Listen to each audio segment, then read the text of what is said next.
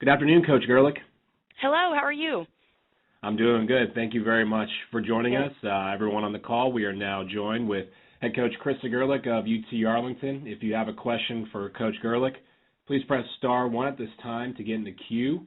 UT Arlington is the number 6 seed in this year's tournament, and they will take on number 3 seed UL Lafayette on Wednesday nights. Coach, before we get to any questions, please give us your thoughts on earning the number 6 seed this season and also the upcoming matchup against UL Lafayette. Yes, well, we are really excited about being in the postseason and being able to come to New Orleans and play in the conference tournament.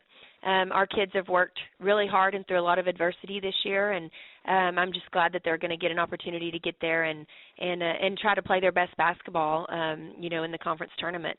I think our draw of 6 seed versus Lafayette, who's the 3rd seed, I think that's a tough draw for us, obviously. I think Lafayette's done a great job, but I think it's a good matchup as well. I think Coach Broadhead does such a great job with his kids, and they're always prepared, and they play really hard, and they're just very, very athletic.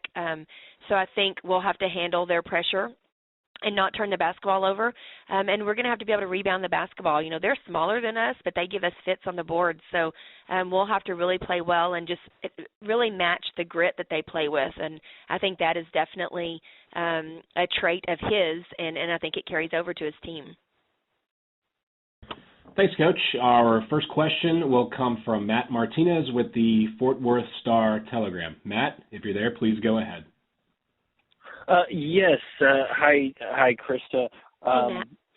So, with the full complement of the roster available to you now in the conference tournament, how does that kind of bolster the confidence and the things you're actually able to do on the court? Starting in the tournament. Right.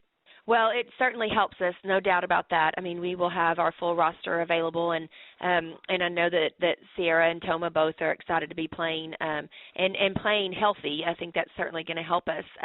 We haven't been very deep this year at all, and when we lose those 2 kids, that really hurts us as well. So it's nice to be able to have everybody available, and it will take everybody. I mean, we certainly aren't a team that has just 1 or 2 players that can show up and get it done. We all have to know our roles and know the game plan, and everybody has to execute it really well for us to be successful.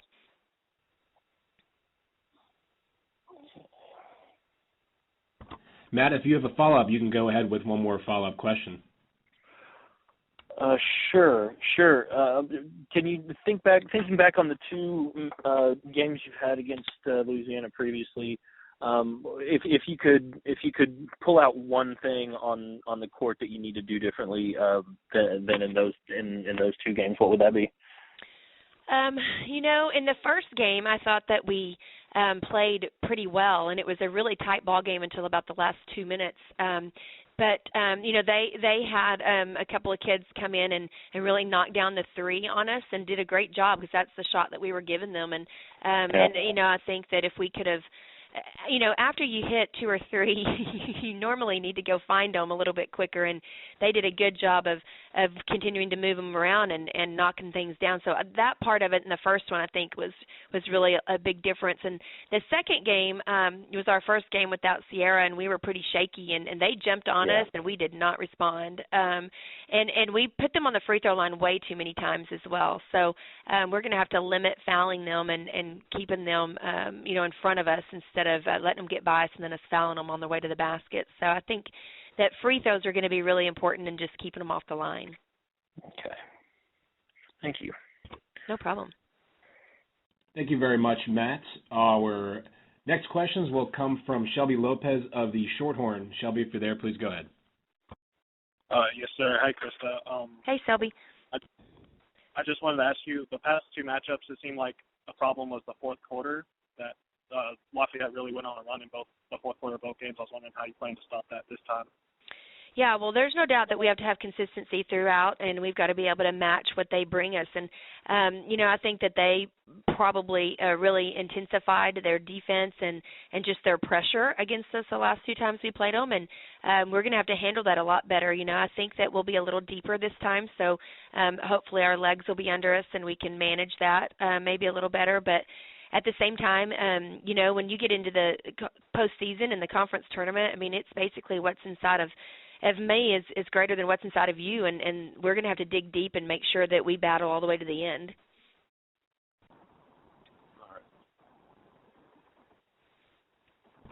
Selby, if you'd like to ask one more follow-up question, we have time for one more. Yeah, sure. Coach, who are you really looking for to step up going into this game to kind of maybe step up as a leader for you guys? Well, I feel like our seniors, no doubt we have to rely on them because they would be playing with the most urgency. And I think LaShonda Green, has had a great 2 years for us. But, if she is really clicking and on, she certainly makes us better. And just her leadership alone can really sway our team in the direction that we want to go. I mean, obviously, Sierra and Rebecca are some big players for us and provide a lot of the points and things like that for us. But I feel like our senior leadership really needs to be outstanding this week for us to be successful. Thank you. Thank you. Thank you, Selby. Thank you, Coach Gerlich, too. Safe travels and best of luck, and thanks for joining us. All right. Thank you.